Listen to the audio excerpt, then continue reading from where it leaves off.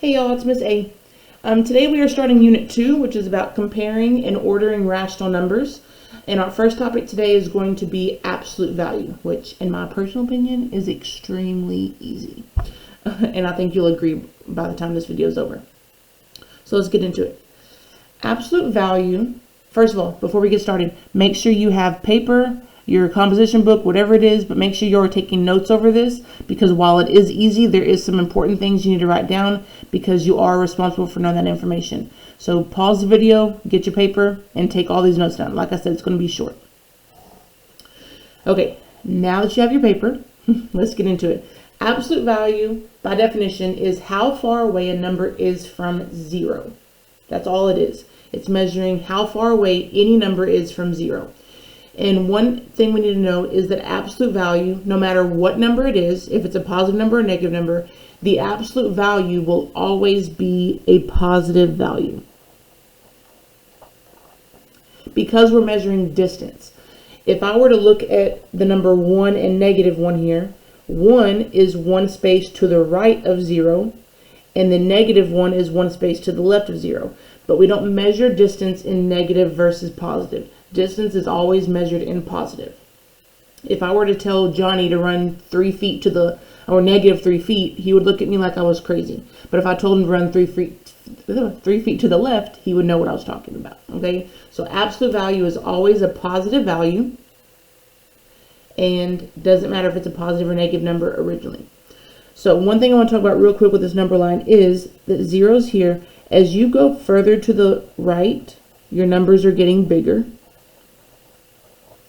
But as you go further to the left, your numbers are getting smaller.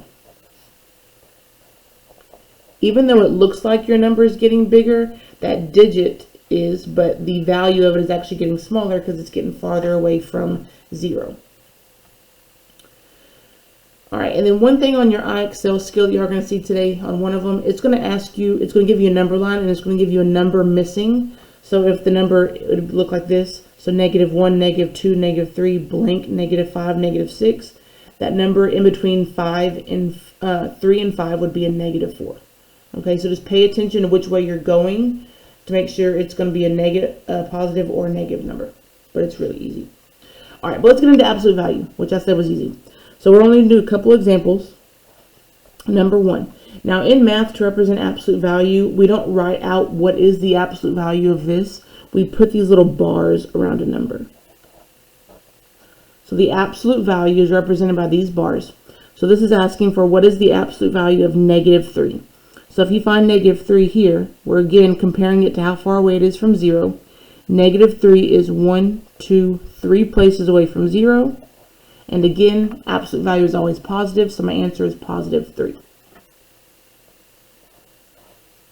Number 2, if I had the absolute value of 5, the absolute value of +5. Let me try to focus a little bit more, since it's kind of blurry.